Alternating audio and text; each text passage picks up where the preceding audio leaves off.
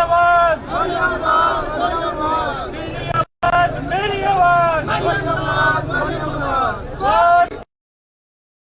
Vote को, vote को, vote को, हेलो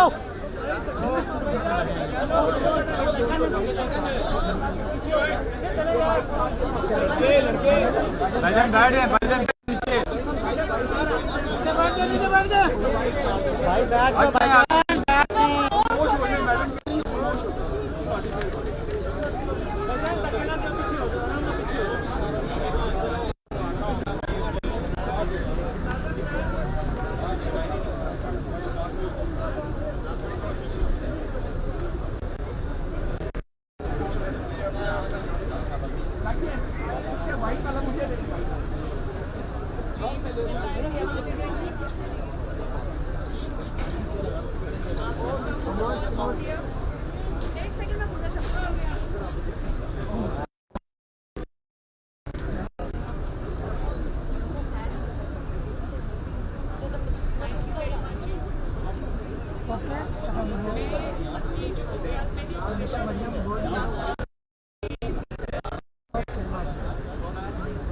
भाई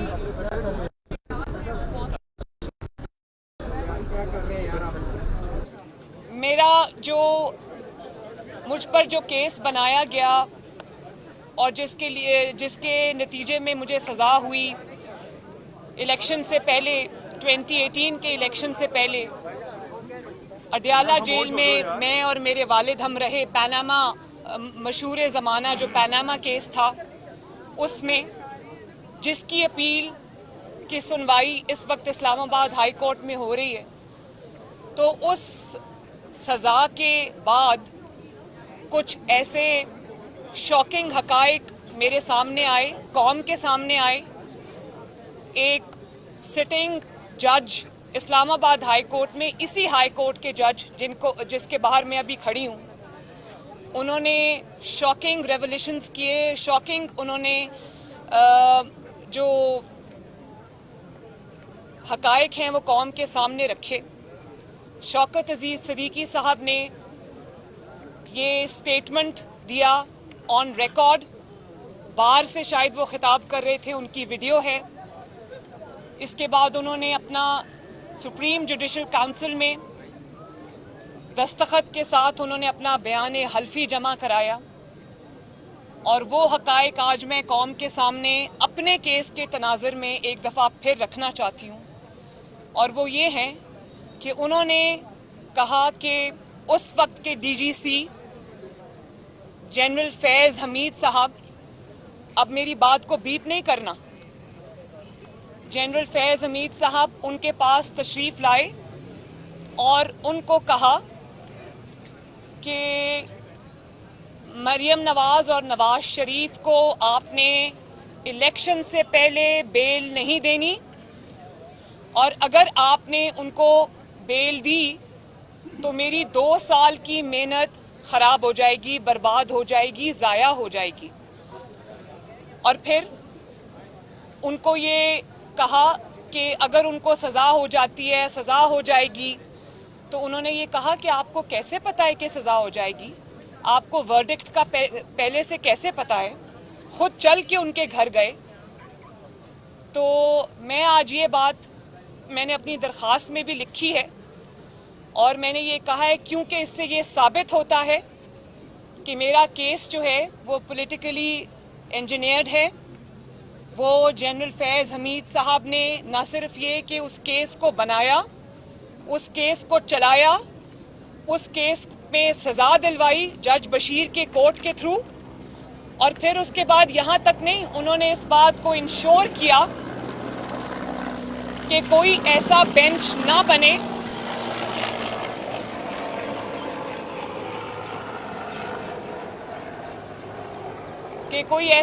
ना बने जो 2018 के इलेक्शन से पहले नवाज शरीफ साहब और मरियम नवाज को बेल ना दे दे, क्योंकि अगर उसने बेल दे दी तो इलेक्शन से पहले मरियम और नवाज शरीफ साहब बाहर आ गए तो मेरी तो 2 साल की मेहनत खराब हो जाएगी। तो अब मैं ये पूछना चाहती हूँ कि वो 2 साल की मेहनत क्या थी। वो 2 साल की मेहनत ये थी कि एक इलेक्टेड गवर्नमेंट को कमज़ोर किया जाए, उसको गिराया जाए, एक इलेक्टेड प्राइम मिनिस्टर को पैनामा करके उसको जीआईटी के सामने पेश किया जाए, वो जीआईटी जिसको आईएसआई का एक रिटायर्ड ब्रिगेडियर चलाता है, और उसके बाद आप उसके खिलाफ आप फैसला देते, आप उसको पनामा की बजाय इकामा पर निकालते, फिर आप इलेक्शन चोरी करते हैं, जोड़ तोड़ करते हैं, मुस्लिम लीग नून को कमज़ोर करने की कोशिश करते हैं, उसके जो जितने भी लीडरान हैं, उसके जो वर्कर्स हैं, उसके जो ओहदेदारान हैं, उनके ऊपर आप मुकदमे बनाते हैं, उनको कहते हैं कि मुस्लिम लीग नून को छोड़ दें और मुस्लिम लीग नून की तरफ से इलेक्शन ना लड़ें, इंडिपेंडेंटली इलेक्शन लड़ें, और जो आपकी बात नहीं मानते आप उनको सज़ा देते हैं, सज़ा के तौर पे आप उनको या तो हरवा देते हैं या उनके ऊपर आप मुकदमे बनवाते हैं, और उसके बाद आप ये कोशिश करते हैं कि इनको बेल ना मिले।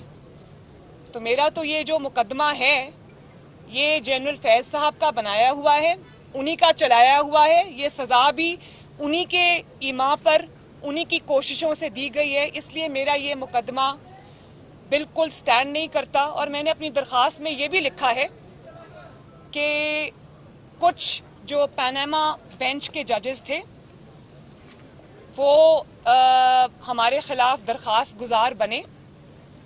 पाकिस्तान की 73 साल की तारीख में पहली मर्तबा ये हुआ, जब से नैब बना है कभी ऐसा नहीं हुआ। नैब का कानून ये कहता है कि अगर किसी के खिलाफ कोई रेफरेंस आता है तो जो नैब का चेयरमैन है वो उस रेफरेंस को देखता है, मीटिंग बैठती है, वो देखता है कि वो लीगली उसमें इतना दम है, वो उसको एग्जामिन करता है। लेकिन मेरे केस में, मियां साहब के केस में, नैब ने इस तकल्लुफ की कोशिश ही नहीं की, उन्होंने इस एक्सरसाइज से गुजरना मुनासिब ही नहीं समझा, क्योंकि ऑर्डर्स थे ऊपर से, तो उन्होंने बगैर देखे उन्होंने ये चीज़ जो है वो रेफरेंसेस उन्होंने दर्ज कर लिए। फिर हम पर मॉनिटरिंग जज भी बैठ गया, डे टू डे हमारी हेयरिंग हुई और उसके नतीजे में हमें ये सज़ा हुई।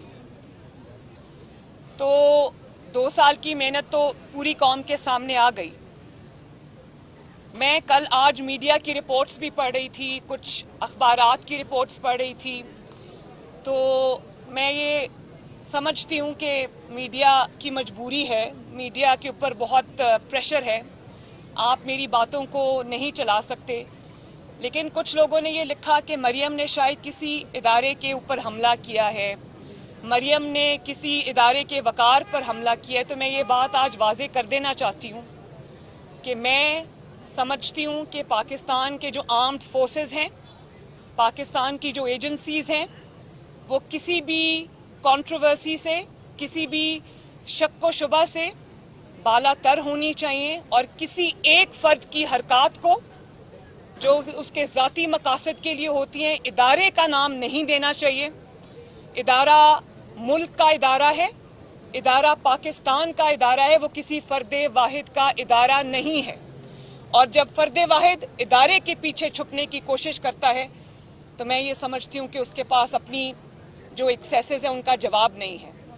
तो मैं ये पूछना चाहती हूँ सवाल कि जब एक फ़र्द वाहिद जिसका नाम जनरल फैज़ हमीद है, अगर वो एक हाई कोर्ट के सिटिंग जज के घर जाता है और उसको ये कहता है कि फलां बेंच बनाओ, फलां बेंच ना बनाओ, तो क्या वो इदारे के वकार में इजाफा कर रहा है? जब वो पॉलिटिकल इंजीनियरिंग में मुलव्वस होता है, जब वो एक मुंतखब वजीर आज़म को साजिश के जरिए इकामा पे निकलवाने की कोशिश करता है, जब वो मुंतखब हुकूमत को कमज़ोर करने की कोशिश करता है, जब वो जजेस से बेंच बनवाता है, तोड़वाता है, जब वो ये प्रेशर डालता है और गैर कानूनी काम के लिए जजेस को मजबूर किया जाता है, तो वो इदारे के वकार में इजाफा करता है। जब उसको वो तासुर देता है जज को जाके कि उसको पता है कि वर्डिक्ट क्या आ रहा है, भाई जज बशीर साहब ने क्या वर्डिक्ट देना है, आपको कैसे पता है कि वर्डिक्ट क्या आ रहा है? तो जब आप वर्डिक्ट की अनाउंसमेंट वर्डिक्ट के अनाउंस किए जाने से पहले करते हैं तो क्या आप इदारे के वकार में इजाफा करते हैं? जब आपको जो इस इदारे ने या कौम ने या आपके मुल्क ने या आइन ने आपको जो ओहदा दिया है, जब आप उस ओहदे का गलत इस्तेमाल करते हैं, जब आप अपने जो आईनी कानूनी इख्तियारात हैं, जब आप उनसे तजावज़ करते हैं और आपके ज़ाती मफाद के लिए करते हैं और आपके किए हुए जो भी आपने इस तरह की ज्यादतियां की हैं, जब उसकी वजह से पूरे इदारे पे उंगली उठाई जाती है तो क्या आप उस इदारे के वकार में इजाफा करते हैं? और जब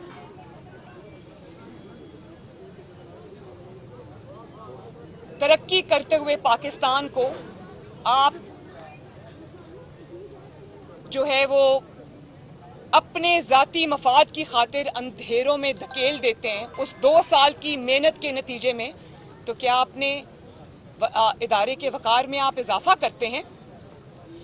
अफवाज पाकिस्तान जो हैं वो मुल्क की ताकत है, हमारी ताकत है, कौम की ताकत है, लेकिन उस ताकत को जब कोई फर्द वाहिद अपनी ज़ात के लिए इस्तेमाल करता है, अपने ज़ाती मफाद के लिए इस्तेमाल करता है, तो वो इदारे की कौन सी खिदमत करता है? मैं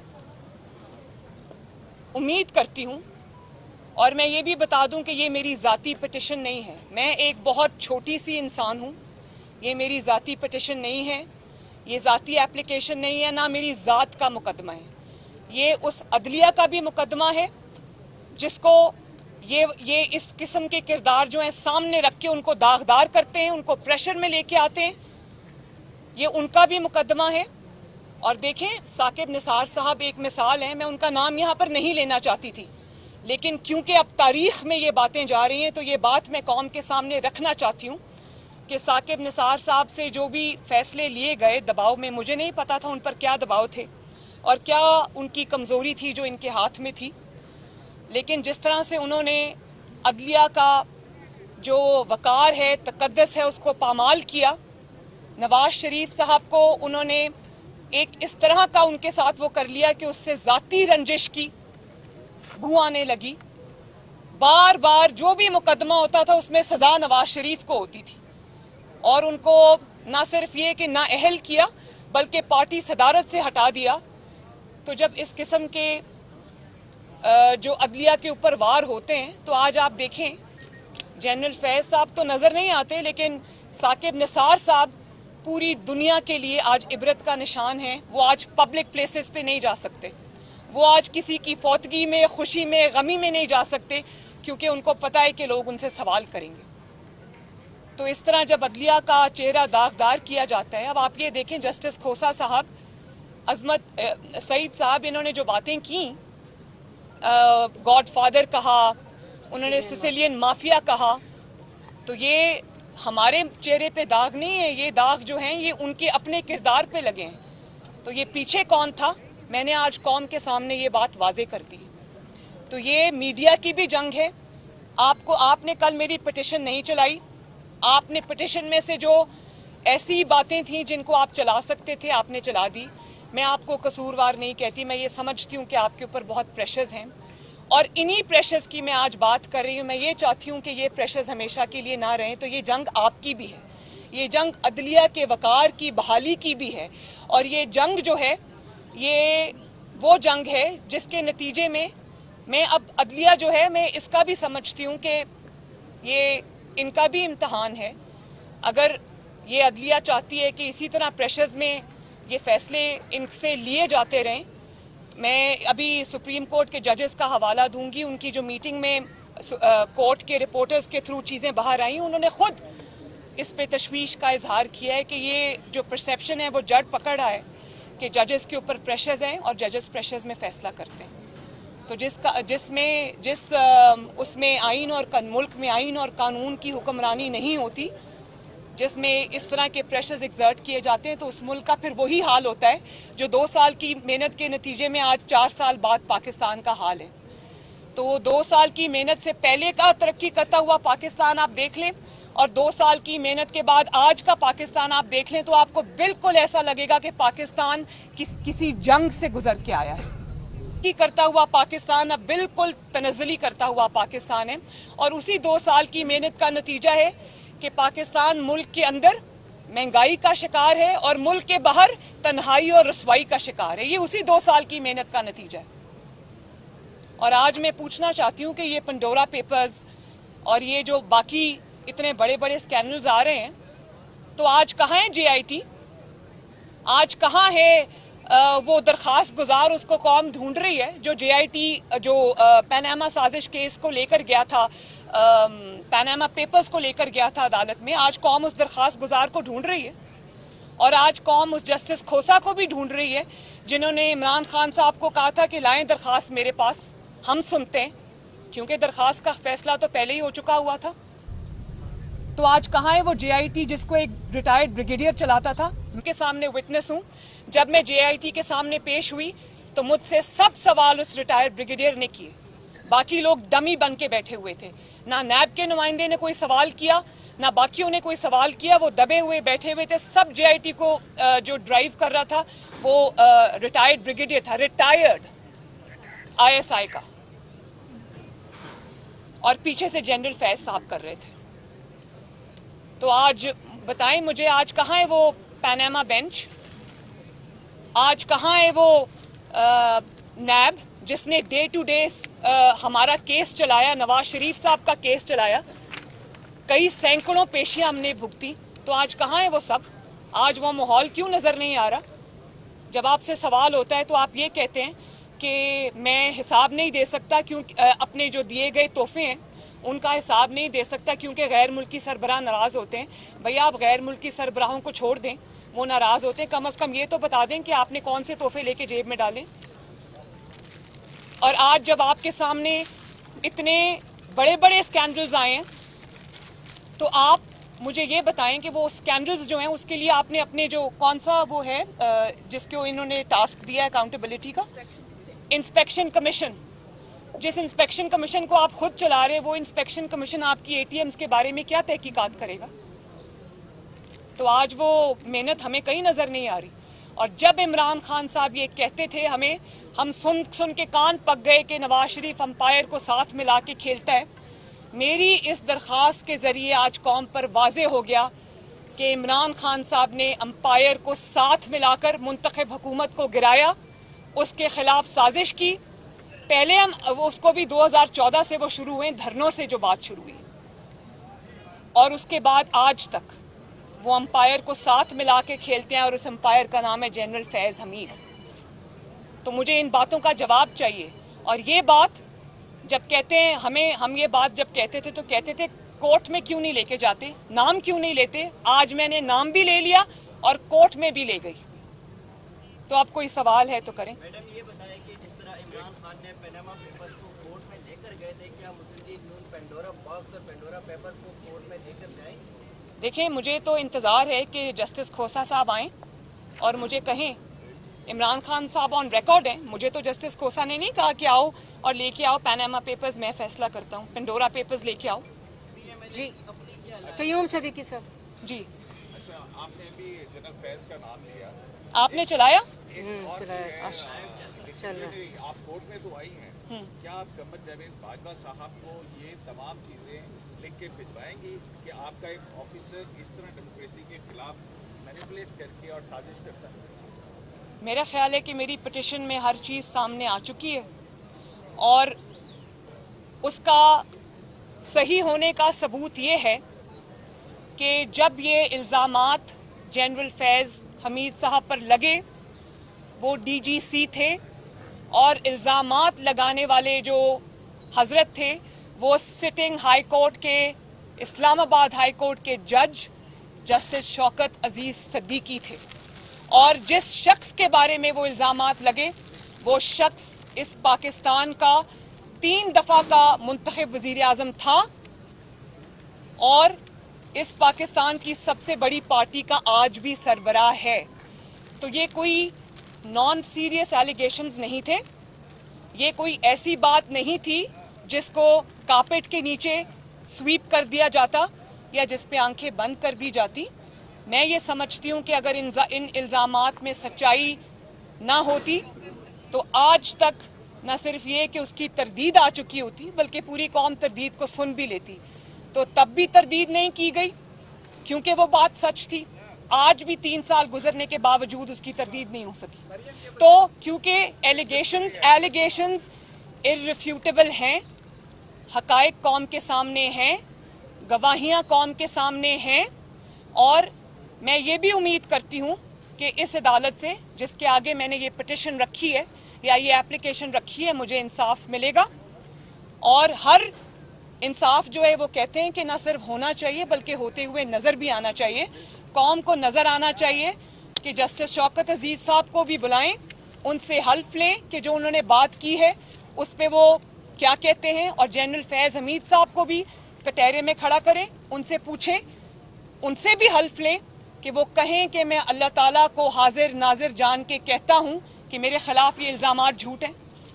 और अगर झूठ होते तो बहुत पहले तरदीद आ चुकी होती, क्योंकि ये कोई बच्चों का खेल नहीं था। सिटिंग डीजीसी पर इल्जामात लगे थे, और अगर ये पहला आपका रिएक्शन क्या होता है, अगर आपने कोई क्राइम कमिट नहीं किया होता तो आपका रिएक्शन ये होता है कि आप खड़े होकर ये कहते हैं कि ये शख्स झूठ बोल रहा है, और आप चुप सिर्फ तब करते हैं जब आपके दिल में चोर होता है, जब आपने वो काम किया होता है। तो 3 साल गुजर गए, कोई भी तरदीद नहीं आई, बिल्कुल, बल्कि उल्टा शौकत अजीज सिद्दीकी साहब को सजा हो गई सच बोलने पर। तो ये मैं एक्सपेक्ट करती हूँ कि इस अदालत से मुझे इंसाफ मिलेगा, और डीजीसी साहब को भी यहाँ, और जो अब डीजीआईएस आए हैं उनको भी खड़ा करेंगे, उनसे हल्फ लेंगे, वो अल्लाह ताला को हाजिर नाजिर जान के अपनी बात करेंगे। तो ये जो इंसाफ है ये कौम को होता हुआ नजर भी आना चाहिए।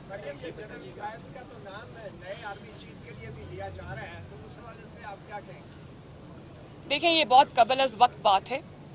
जो शख्स इस किस्म की कार्रवाइयों में मुलव्वस रहा हो उसका एहतसाब होना चाहिए, उसको बल्कि इतने बड़ी उनकी ग्लेयरिंग चीज़ें शायद 73 साल की तारीख में कभी नहीं मिलती, तो अब तो उनका एहतसाब होना चाहिए। ये इस किस्म के शख्स को कोई और ओहदा दे देना, और वो भी इतना इम्पोर्टेंट ओहदा देना, ये मैं समझती हूँ कि ये कौम के मुंह पे तमाचा है, आइन और कानून की हुकूमत के मुंह पे तमाचा है। बार बार आप कर लें।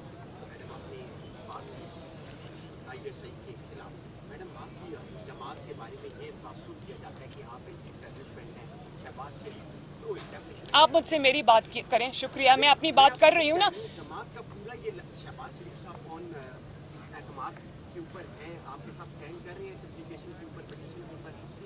आप मुझसे थैंक यू, ये जमात की बात नहीं है, ये मेरी पिटिशन की बात है जो मेरी ज़ात और नवाज शरीफ साहब से रिलेटेड है, और नवाज शरीफ साहब और मैं समझते हैं कि ये बात बिल्कुल सच है, और ये हमारी अपना जंग है, हमारी अपना केस है, हम लड़ रहे हैं ना, जमात को बीच में ना लाएं। आपने शौकत सिद्दीकी साहब के बयान को बनाया है अपनी एप्लीकेशन में, ये सिर्फ आपके पास ये बयान ही है या कुछ वीडियोस थी, जैसे इसाक डार साहब दरिया के पार बैठ के कह रहे हैं कि मेरे पास ऐसी वीडियोस हैं जो धमाकेदार हैं, और आज आपने जो बयान किया, आपने आज से कुछ अर्से पहले कहा था कि आर या पार की सिचुएशन पे मैं जा रही हूँ, क्या आर या पार आज हो गया, या कोई इसके बाद भी कोई ट्रेलर आना, या ये सिर्फ ट्रेलर है कोई अभी? देखिए, शौकत अजीज सिद्दीकी साहब की गवाही कोई छोटी गवाही नहीं है, ये कोई ऐसे शख्स की गवाही नहीं जिसको दुनिया जानती नहीं थी, और ये गवाही उन्होंने तब दी थी जब वो सिटिंग हाई कोर्ट के जज थे, सिटिंग जज ने दी थी, किसी आम इंसान ने नहीं दी।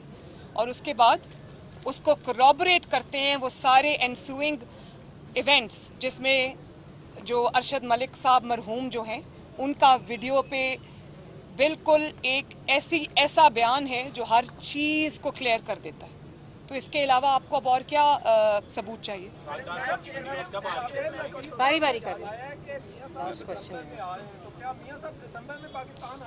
आज की पिटिशन पे रहें हम, अगर और कोई पिटिशन से एप्लीकेशन से मुतालिक सवाल है तो बताइए। इससे रिलेटेड एक क्वेश्चन ये भी है कि सरतापा वीडियो होने के बावजूद और मामला सुप्रीम जुडिशल काउंसिल में होने के बावजूद चेयरमैन नैब का तसल्सल कितना जयमानी? देखें, ये जो तसलसल की बात होती है ना, उसी शख्स को बरकरार रख, इसका मतलब है कि पीछे मेलाफाइडी इंटेंट है और ये डील हुई होती है कि तुम मेरे दुश्मनों को विक्टिमाइज करना, मैं तुम्हें एक्सटेंशन देता जाऊंगा।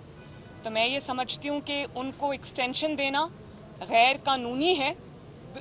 शौकत अजीज सिद्दीकी की तो आप हटा देते हैं, काजी फाइज ईसा को आप कटहरे में खड़ा कर देते हैं और चेयरमैन नैब को आप एक्सटेंशन देते हैं। इसका मतलब है कि आप किसी गुनाह में मुलव्वस हैं और उस गुनाह के तसलसल के लिए आप ये एक्सटेंशन चाहते हैं। तो ये एक्सटेंशन ना सिर्फ ये कि गैर आईनी है बल्कि गैर कानूनी है और मैं ये उम्मीद करती हूँ कि अगर ऐसा कुछ हुआ तो किसी भी कोर्ट ऑफ लॉ में वो स्टैंड नहीं करेगी बल्कि स्ट्राइक डाउन होगी और होनी चाहिए। भाई उन्होंने जब कहा है तो उनसे पूछ लें।